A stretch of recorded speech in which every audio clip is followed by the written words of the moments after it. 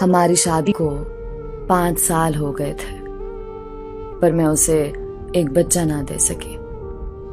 रोज लोगों के ताने सुनती रहती थी।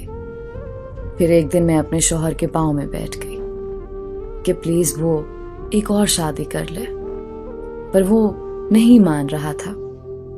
फिर मैंने अपनी कसम दी। पहले बहुत रोया, फिर मान गया। हमारा ये फैसला सुनकर सब बहुत खुश हो गए। और फिर शादी का वक्त आ गया। उसको तैयार किया, दूल्हा बनाया, और सबसे ज्यादा खुश भी मैं ही नजर आ रही थी। उसकी शादी वाली रात आज भी मुझे याद है। रात से सुबह तक उसके कमरे के बाहर जमीन पर बैठी रही। वो रात बहुत ही लंबी थी। मुझे बहुत दर्द था, पर आंसू एक भी नहीं था। सुबह हुई तो दुल्हन को तैयार किया वलीमे के लिए।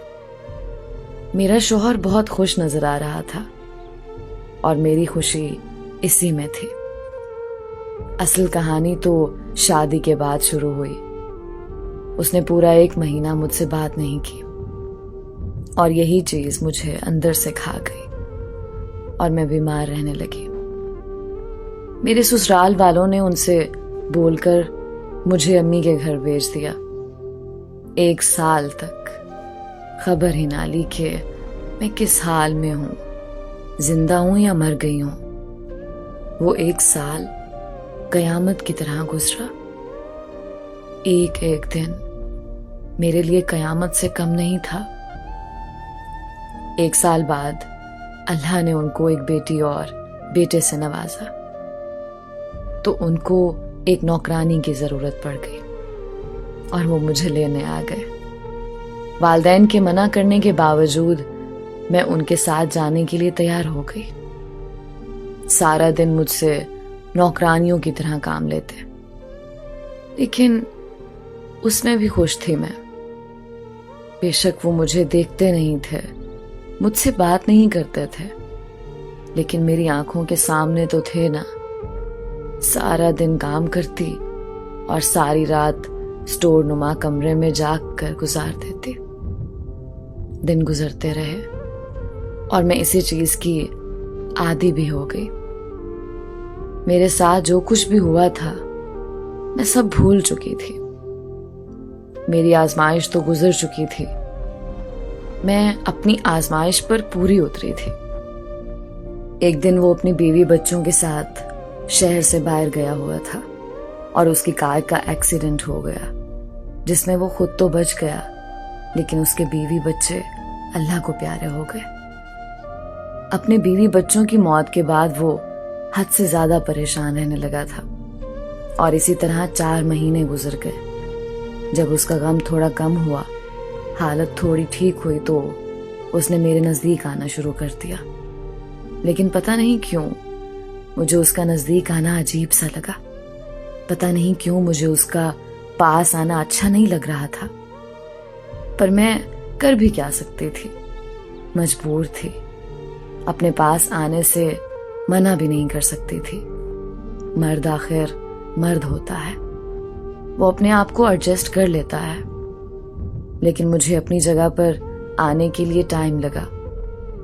हम दोबारा वैसे ही हो गए जैसे पहले थे। वक्त गुजरता रहा। अब मैंने दोबारा अपने ऊपर तवज्जो देना शुरू कर दी।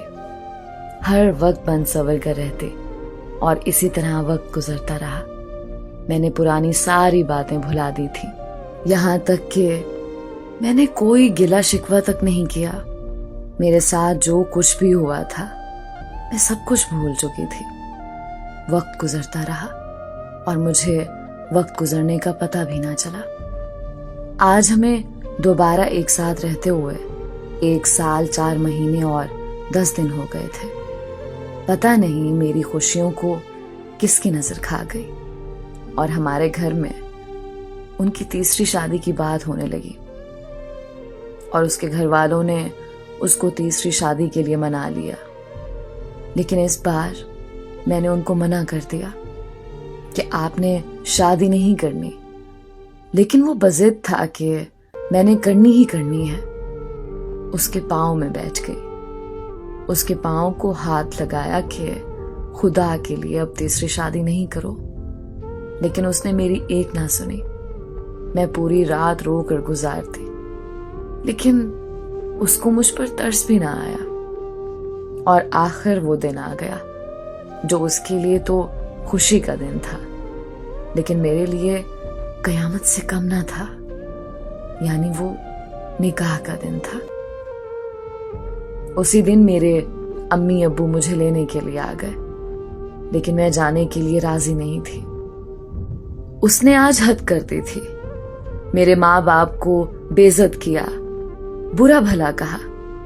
मैं अपनी बेइज्जती बर्दाश्त कर सकती थी, अपने माँ बाप की नहीं। उसने तो यहां तक कह दिया कि अपनी बेटी को जाते हुए साथ ले जाना। और मैं अपने माँ बाप के साथ मैके आ गई। अभी मुझे अपने मैके आए हुए 3 दिन गुजरे थे।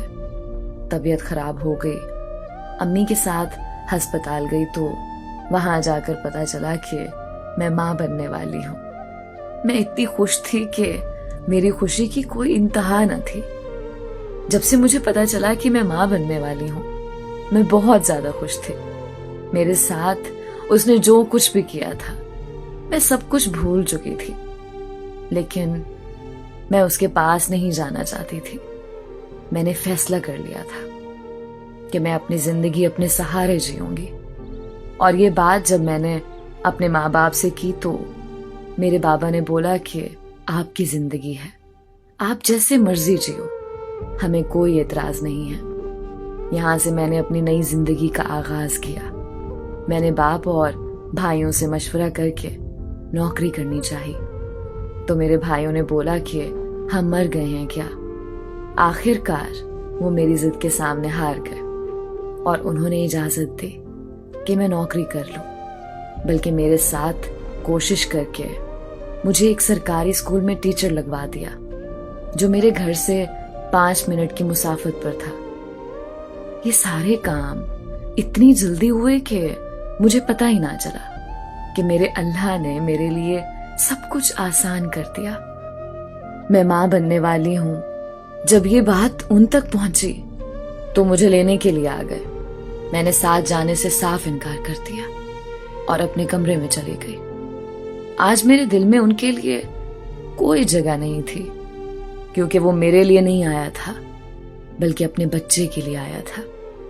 और मैंने उसी बच्चे के लिए इतना बड़ा फैसला लिया था कि मैं अकेली रहूंगी, मुझे उसका साथ नहीं चाहिए। वक्त गुजरता रहा। मुझे आज भी याद है वो 10 बार मेरे घर आया मुझे लेने, मेरी मिन्नतें की, मेरे माँ बाप की मिन्नतें की। लेकिन मैं अपने फैसले पर कायम रही, क्योंकि मैं फैसला कर चुकी थी कि मैं उसके साथ नहीं रहूंगी। फिर वो दिन आ गया कि अल्लाह ताला ने मुझे एक बेटे से नवाजा, जिसका नाम मैंने शाहजैन रखा। शाहजैन बहुत ही प्यारा था, मेरी दुनिया जहान था। शाहजैन की पैदाइश पर वो आया था और मैंने अपने बेटे को देखने तक नहीं दिया उसको, यहां तक कि मेरे पांव में गिर गया कि सिर्फ एक बार मुझे अपना बेटा देख लेने दो। लेकिन मुझे वो वक्त याद आया था जब मैं उसके पांव में गिरी थी, उसके पांव को हाथ लगाया था कि तीसरी शादी मत करो।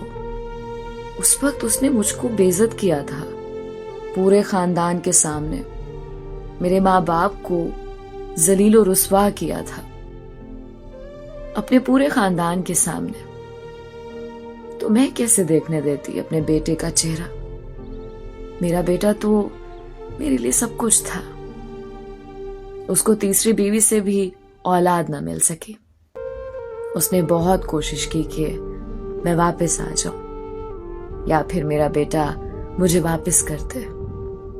बहुत कोर्ट कचहरियों के चक्कर लगवाए, लेकिन मैं तो अपनी जिंदगी में खुश थी। मेरे भाइयों ने मुझे अच्छा सा घर बना के दिया और मेरे बाबा और भाइयों ने मुझे जायदाद से बराबर हिस्सा दिया, जो कि मैंने लेने से साफ इनकार कर दिया, क्योंकि मुझे जमीन जायदाद नहीं, अपने भाई प्यारे थे। वो मेरी हर जरूरत का ख्याल रखते थे। भाइयों ने मुझे समझाया और शहर के मरकज में जो हमारी 8 दुकानें थीं वो मेरे नाम कर दी। मुझे उनके फैसले का एहतराम करना पड़ा। आज इस बात को 34 साल हो गए हैं और मैं अपनी जिंदगी से खुश हूं। शाहजैन भी मेरा फर्माबरदार है। अल्लाह का दिया सब कुछ है, किसी चीज की कमी नहीं है। लेकिन मैं कभी कभी सोचती हूँ कि अगर मैं उसके साथ चली जाती तो पता नहीं मेरी जिंदगी कैसी होती। क्या पता मैं इतनी खुश रह पाती या नहीं।